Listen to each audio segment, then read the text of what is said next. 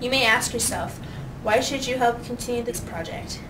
There are several reasons. First being that you can help comfort a child who has been ostracized their whole entire life due to their facial deformity. Earning community service hours is another benefit of continuing this project.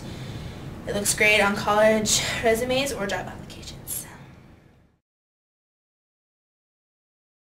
Finally, by continuing to help provide comfort buddies, you could change someone's life forever while being part of the wonderful cause that Operation Smile represents. What can you do to help?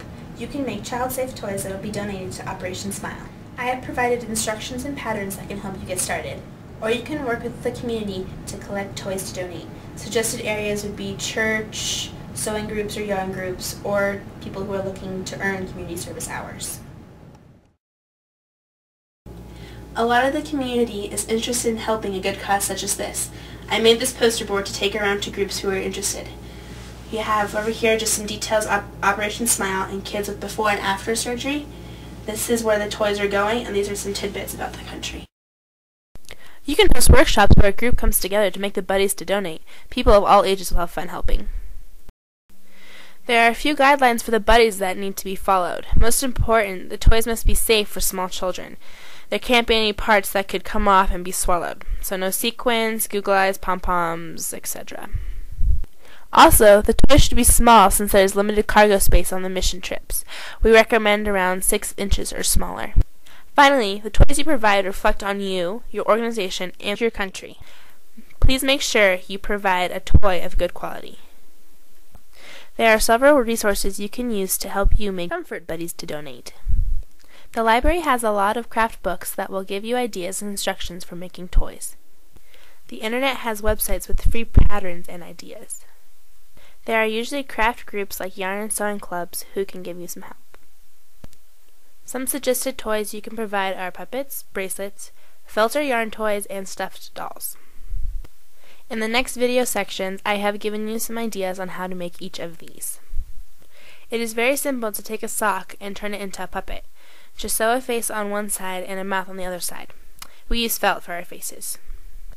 You can add other items like yarn for hair as long as you sew it on tight and there aren't any pieces that can pose a choking hazard.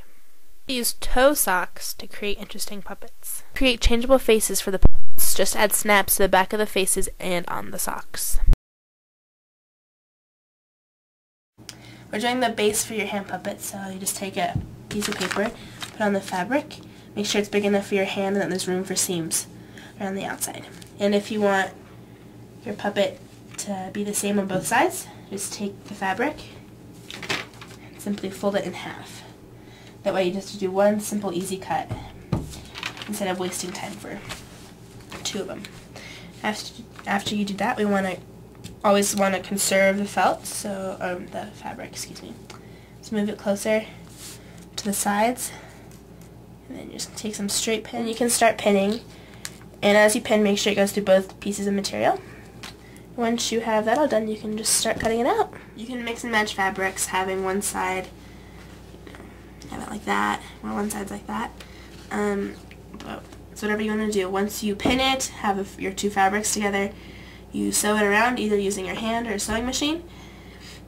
Make sure that there's an opening at the bottom to put your hand in, and make sure that if fabrics that fray, such as this, you'll have to hem it, or it's just a simple sew stitch like that.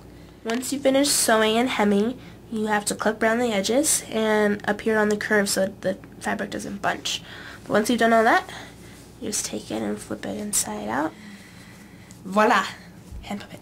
Okay, once you've created the base for the puppet, then you'll have to make the face. And the face is made out of simple felt materials, very colorful, very vivid, very lively.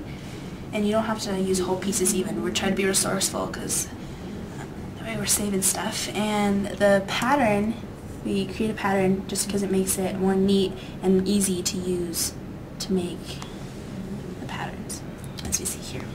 And after you've created the face, you just simply sew it onto the base, and you have your hand puppet. When making the face, you want to do small tight stitches to keep it safe and together. By making it child safe, we want to to disclude googly eyes, pom-poms, beads, anything that can be consumed and swallowed by the child. Even the felt pieces can be dangerous, so make sure they're super tight. Even when sewing it onto the actual base of the puppet, we want to make sure that the face is tightly secured. Puppets, use your imagination. As you can see here, we have vivid colors, different patterns, different objects, different spatial expressions. I mean, it's very creative. It's pretty much what your imagination takes you to. And just remember that these kids are going through a hard time and they're grateful for anything that you do accommodate them with.